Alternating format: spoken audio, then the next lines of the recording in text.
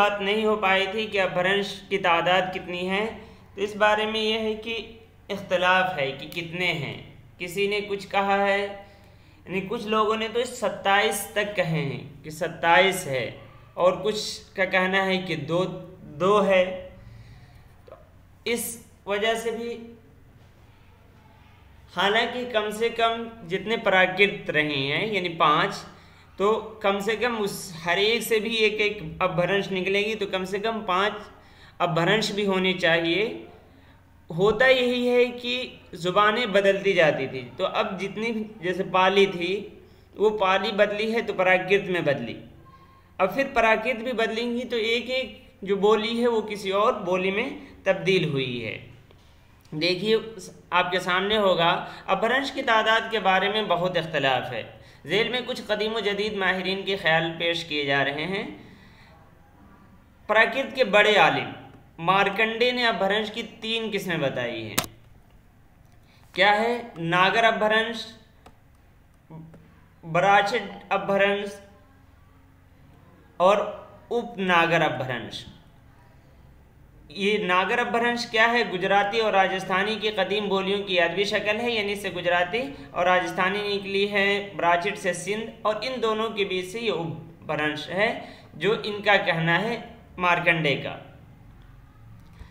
उसके अलावा तिवारी हैं, ये नवारी नहीं तिवारी हैं। तिवारी का क्या कहना है? तिवारी कहते हैं कि झेल की 7 अपभ्रंश हैं।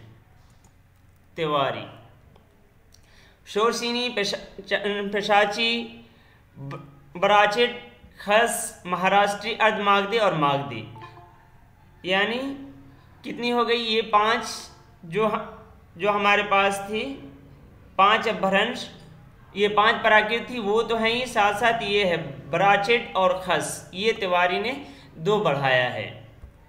लेकिन मसूद हुसैन खान लिखते हैं मुकदमा तारीख़ ज़ुबान उर्दू जो उनकी किताब है, उसमें उन्होंने लिखा है, ये देखिए कि जो असल 5 उन्होंने लिखा है वही शोरसीनी, मागधी, अर्धमागधी, महाराष्ट्री और ये शुमाली मगरबी हिंदुस्तान के अपभ्रंश, यानी जो 5वीं किस्म है जिसे हम पशाची भी कह सकते हैं, तो ये इसको क्लियर नहीं कहे हैं। उसको कहते हैं, उसके बारे में कहते हैं कि अभी तक तारीखी धुन के में ये है, यानी ये जो अपभ्रंश है 5वीं, जिसे हम पशाची का नाम भी देते हैं, जिसे ये ब्राचिड और केकई अपभ्रंश भी किसी ने कहा है, तो इस सिलसिले में तारीख वाज़ेह नहीं है। तो इस तरह हम आप लोगों को वही याद रखना है कि अपभ्रंश भी 5 ही हैं। ये 4 तो आपको याद रखना ही महाराष्ट्री तक, उसके अलावा ये 5वीं या तो आप पशाची याद रखिए या शुमाली मगरबी हिंदुस्तान के अपभ्रंश। गुफ्तगू जो हुई थी वो हिंद आर्याई, ये इस पे, और ये जो उस्ता हिंद आर्याई जिसे हम कहते हैं। अब यहाँ देखिए खड़ी बोली के औसाफ जो ये कहे हैं, तो जब हम जदीद हिंद आर्याई के बारे में हम बात करेंगे तो आखिर में जाकर ये जदीद हिंद आर्याई से में जो बोलियां जन्म ली हैं मगरबी हिंदी, उससे ये निकली हुई है खड़ी बोली। तो जब तक हम तरतीब से नहीं समझेंगे तो ये सिलेबस कवर तो कर लेंगे, सिर्फ हम अगर चाहें खड़ी बोली के औसाफ याद कर लें तो हो जाएगा, लेकिन एक सिलसिला बरकरार रखना चाहिए, उससे आपको समझने में आसानी होगी। तो आइए अब हम देखते हैं किसको, जदीद हिंद आर्याई को। ये देखिए जदीद हिंद आर्याई कब से कब तक है ये आपको मालूम है कि 1000 ईस्वी से लेकर हाल तक, ताहाल। इसके बारे में गुफ्तगू करने से पहले कि बोलियाँ जन्म ली है, ये खबर देने के लिए इस पर मुताला ये हुआ है, जब जदीद ज़माने की ज़ुबानों का मुताला किया जा रहा था, तब गिरेसन ने और हालने ने ये नज़रिया दिया कि आर्य 2 बार आए हुए हैं और दोनों के आने जाने से एक को अंदरून और एक को बैरून कहा गया है, वहीं आर्याओं को, और फिर उससे अलग अलग ज़ुबानें वजूद में आई हैं। तो वही देखिए, हालने ने पहली बार ये नज़रिया पेश किया कि हिंदुस्तान में आर्य दो गिरोह में आए हैं। दूसरा गिरोह जब आया तो वो मरकज़ में घुसकर बसा। ये हालने कहते हैं कि दूसरा गिरोह जो आया वो आकर मरकज़ में बसा, और जो पहली गिरोह थी वो फिर बिखर गई अलग अलग। पहले से बसे हुए आर्यों को बेदखल कर दिया, वो लोग हटकर मगरिब, जुनूब और मशरिक में फैल गए। तो आज ये सवाल आ सकता है कि किसने नज़रिया दिया था, तो हानले। आर्य का पहला ग्रोह दूसरे ग्रोह के आने के बाद में मरकज़ में बसा रहा, ये किसका कौल है? ये ग्रेयर्सन का है। ग्रेयर्सन का क्या है? ग्रेयर्सन का भी मानना यही है कि हाँ, दो गिरोह आई है, लेकिन जो हानले ने कहा कि पहली गिरोह आके मरकज़ में बसी, तो इसका वो इनकार करते हैं कि वो बसी नहीं, बल्कि वो बाहर रही है और जो पहले से थी वही अंदर रही है। ये ग्रेयर्सन का है। तो ग्रेयर्सन ने हानले का नज़रिया कदर तरमीम के साथ कबूल कर लिया। उन्होंने अंदरूनी बैरूनी की बात मानी है। हानले ने कहा था कि जो दूसरी गिरोह आई वो आके मरकज़ में बसी और ये पहले वाली जो गिरोह थी वो निकल गई। लेकिन ग्रेयर्सन का क्या मानना है कि पहले वाली गिरोह बरकरार रही और दूसरी जो आई है वो बैरून हुई है। उन्होंने अंदरूनी और बैरूनी की बात मानी, लेकिन उनके मुताबिक पहला गिरोह दरमियान में बसा रहा और बाद का गिरोह तीनों तरफ यानी मगरिब, जुनूब और मशरिक में बस गया। तो ये है हानले और ग्रेयर्सन में। अब इस एतबार से ग्रेयर्सन ने लिसानी नियाती जायज़ा हिंद, पूरे जो हिंदुस्तान की ज़ुबानें थी इसका उसने मुताला किया था। बज़ाब्ते सरकार की तरफ से इस पर मुताला कराया गया था। तो ये रिसर्च किया था और उस एतबार से ज़बानों की ये गिरोहबंदी अपनी लिसानियाती जायज़े हिंद जिल्द अव्वल में पेश किया है। यह जितनी भी जदीद हिंद आर्याई में ज़ुबानें पाई जाती हैं उसका नक्शा आपके सामने है। देखिए, ये जदीद हिंद आर्याई, इसको ये बैरून, उस्ता और अंदरून ये तीन में तकसीम करता है। फिर ये बैरून से ये शुमाली मगरबी, जुनूबी, मशरिकी और उस्ता से मशरिकी हिंदी, ये आपको जहन में रखना है। और एक आपको ये जहन में रखना है मगरबी हिंदी, इसलिए कि हमारी जो उर्दू का ताल्लुक़ है वो इसी से है। तो इस नक्शे के एतबार से ये अंदरूनी से निकली है, लेकिन बाद में खुद ग्रेयर्सन ने दूसरा नज़रिया पेश किया है, यानी दूसरा नक्शा उसने अलग पेश किया है। उसे देखिए, ग्रेयर्सन ने एक दूसरी भी गिरोहबंदी दी है, एक तो ऊपर दी है, उसके अलावा ये दूसरी गिरोहबंदी दी है जिसमें कुछ फ़र्क है। देखिए इसमें क्या फ़र्क किया था। उसमें इससे पहले वाले में उसने मगरबी हिंदी को अंदरूनी में शामिल किया था। यहाँ मद्देशी जो उस्ता है उसके साथ वो लाकर खड़ा किया है। तो ये तब्दीली आई है दोनों में, तो ये ध्यान में रखना है। अब हमें इन तमाम दूसरे ज़ुबानों से कोई बात नहीं करनी है। ये मगरबी हिंदी से गहरा ताल्लुक़ रखने वाली भी अंदरूनी से इन्होंने ये बात कही है, और ये मगरबी हिंदी भी एक बात कह रखी है। तो हमें जो बात करनी है आगे जिससे उर्दू का ताल्लुक़ है वो मगरबी हिंदी ही से ताल्लुक़ है। तो इसलिए अब हम आगे देखते हैं मगरबी हिंदी के जो इससे मुताल्लिक़ दोषे हैं, उससे मुताल्लिक़ आप PDF में देख सकते हैं। और मज़ीद जो साथी टेलीग्राम ग्रुप में शामिल नहीं है वो टेलीग्राम ग्रुप में शामिल हों, और जो भी बाद में देख रही है वीडियो तो वक्त पे आकर आप क्लास में भी शरीक हों, उस वक्त आप कुछ पूछ भी सकते हैं, इसलिए कि उस वक्त साथ डिस्कशन भी हो सकता है। मगरबी हिंदी और उसकी बोलियाँ। मगरबी हिंदी के हुदूद तकरीबन वही हैं जो मद्देश के हैं, यानी जो मद्देश के लिए हमने देखा था वही इसकी भी है। मगरिब में सरहिंद से लेकर मशरिक में इलाहाबाद तक, फिर शुमाल में यानी चारों तरफ के इलाके बता रहे हैं कि मशरिक में कौन सा सरहिंद से लेकर मशरिक में इलाहाबाद तक, शुमाल में हिमालय और जुनूब में विंध्याचल और बुंदेलखंड तक। इसके शुमाल मगरिब में पंजाबी ज़ुबान, जुनूब मशरिक में मराठी और मशरिकी हिंदी, शुमाल में ये पहाड़ी बोलियाँ तो इस एतबार से मगरबी हिंदी की ये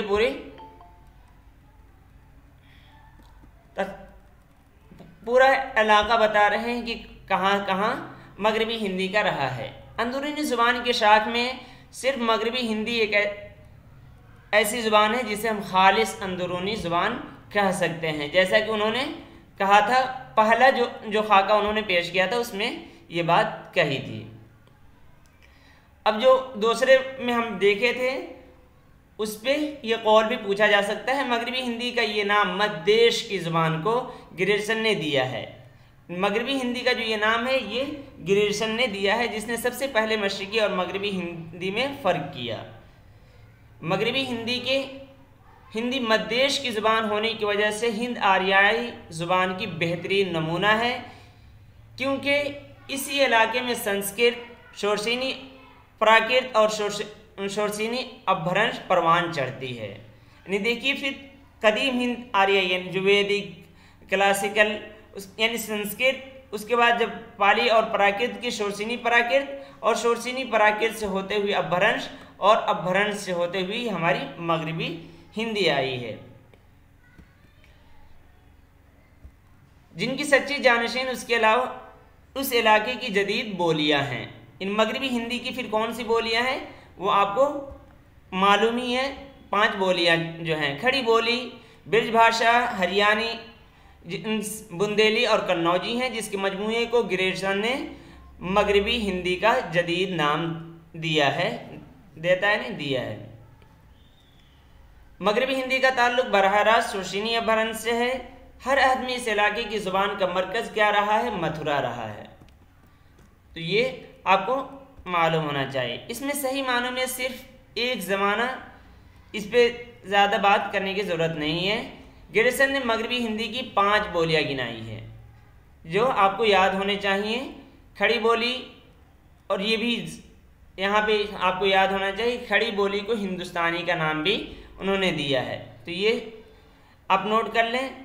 और ये जो हरियाणी, ये आमतौर पे जो स्टेट वाले एग्ज़ाम होते हैं उसमें पूछ लिया जाता है, और बल्कि नेट में भी पहले के सवालों में ये पूछा गया। जैसे हरियाणवी की ये तीनों नाम आपको याद होने चाहिए, हरियाणी, जाटो या बांगड़ो, ब्रज भाषा, कन्नौजी और बुंदेली। शोरसीनी अपभ्रंश अपने आखिरी दौर में नुमाया शक्लें इख्तियार कर लेती है। वही उस कड़ी को जोड़ा जा रहा है कि कैसे हम आए हैं मगरबी हिंदी की तरफ। तो शोरसीनी अपभ्रंश अपने आखिरी दौर में नुमाया शक्लें इख्तियार कर लेती हैं। पहली शक्ल में अफ़ाल और अस्मा का इख्तिताम आमतौर पर आ पर होता है, और दूसरी शक्ल में ऊपर। अब इस एतबार से जो खड़ी बोली मगरबी हिंदी की जो बोलियां हैं वो 2 हिस्सों में तकसीम हो जाती है। इस पे भी सवाल आ जाता है कि आ वाली कौन कौन सी है और ऊ वाली कौन सी है। तो खड़ी बोली आमतौर पे आ की शक्ल इख्तियार करती है, जो ग्रेगसन और शेरानी के ख्याल में पंजाबी से ली गई है। ऊ वाली शक्ल किस किस में पाई जाती है? ये देखिए, ऊ वाली शक्ल ब्रज भाषा, कन्नौजी और बुंदेली, जो ये 3 बोलियां हैं, इसमें ऊ की शक्ल पाई जाती है। और इन तीनों को पड़ी भी कहा गया है। किसने कहा है? हालांकि ये कोई आम ज़्यादा मशहूर नहीं है और सवाल में भी नहीं आएगा, लेकिन ये रखिए, खड़ी बोली के मुकाबले में पड़ी बोली भी इन तीनों को, ब्रज भाषा, कन्नौजी और बुंदेली को पड़ी बोली का नाम दिया है। उर्दू ने अपने दौरान इर्तिका में ऊ की शक्ल को कभी भी इख्तियार नहीं किया है।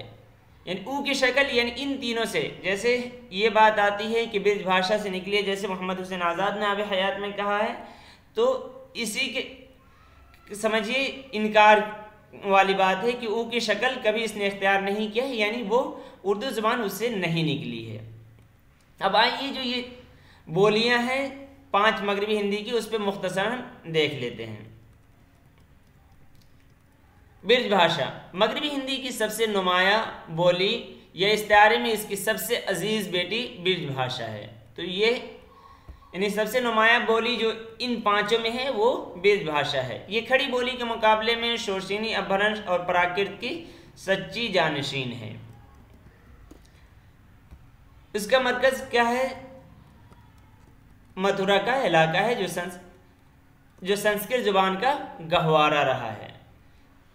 दूसरी जुबान बुंदेली या बुंदेलखंडी, कहिए, ये बुंदेलखंड की बोली है और इसके बोलने वाले बुंदेले कहलाते हैं। जोग्राफियाई तकसीम के एतबार से बुंदेलखंड में क्या क्या आता है? बांदा, हमीरपुर, जालौन और झांसी के अजला आते हैं।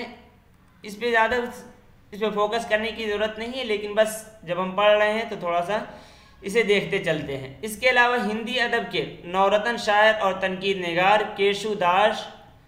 केशुदास छोटी सिन से और पदाकर का भी इसी बोली से ताल्लुक़ रहा है, बुंदेली से।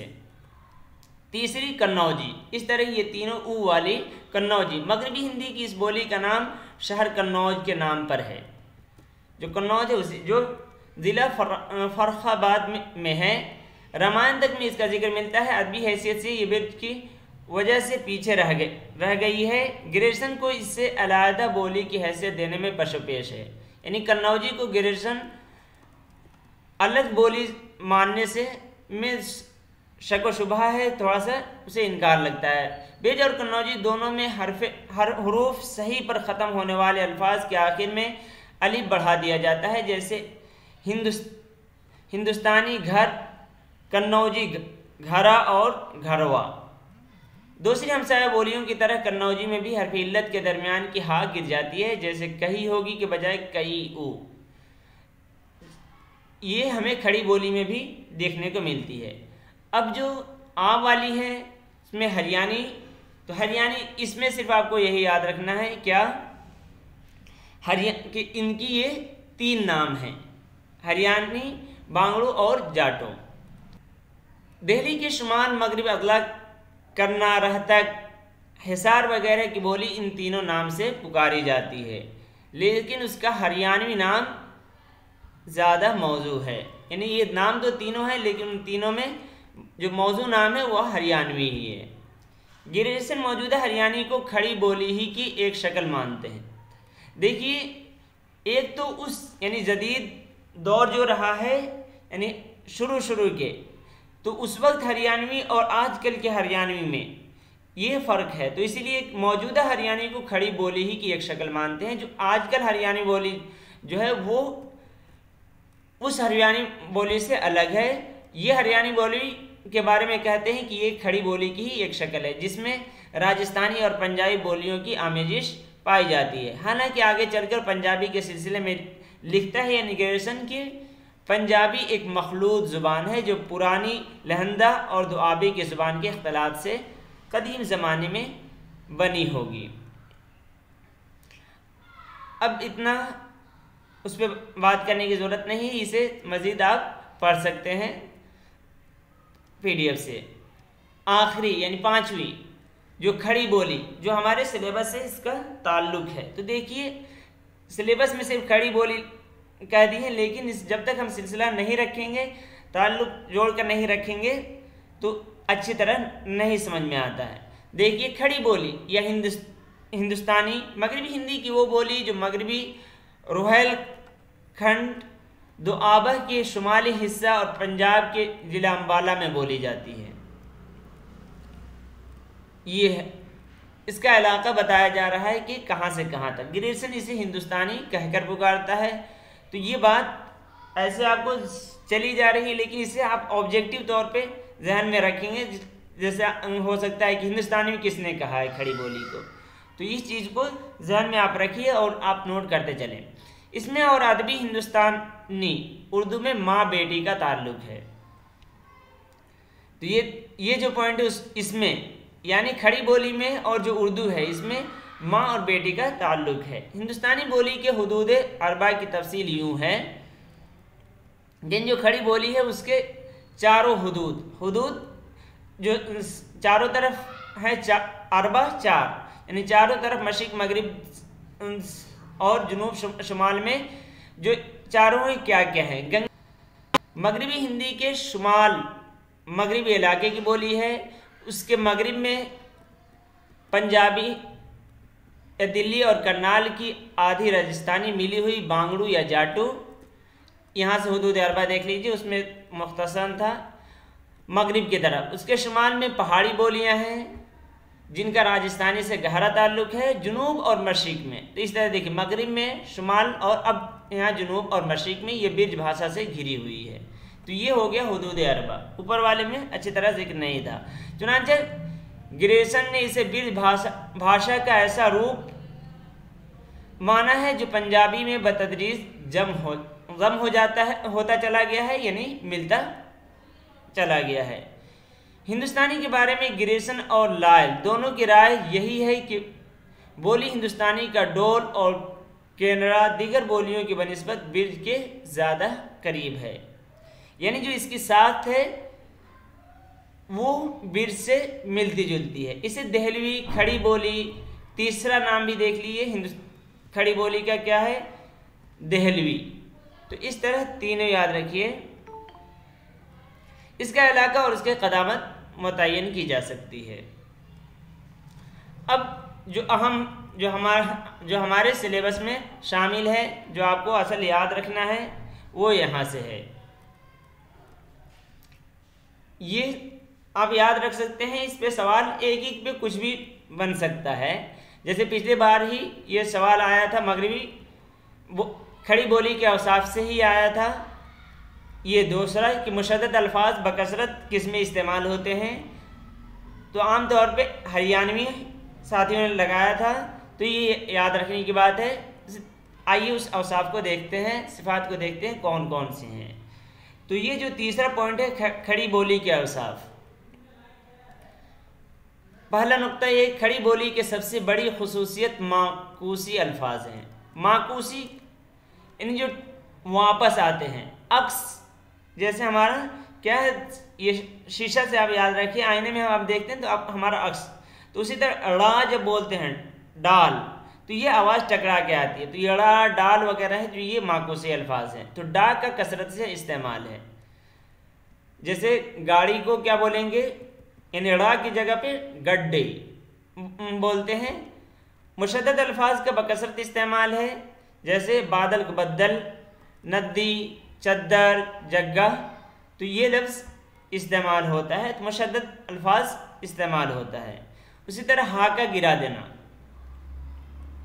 हा का गिराना, जैसे नहीं है तो नहीं से हा गिरा के नहीं हुई ये बात, नहीं। उसी तरह नफ्सी आवाज़, नफ्स सांस से याद रखिए, यानी जो नाक से आवाज़ों को हज़फ करना। हाँ, तो देखिए वह को कह रहे हैं ओ, कहाँ को कहाँ। मुसव्वतों को उनफियाने यानी नुगुन्ना के ज़्यादा करने का रिवाज, जैसे फातिमा की बजाय फातिमा, कहना तो कहना।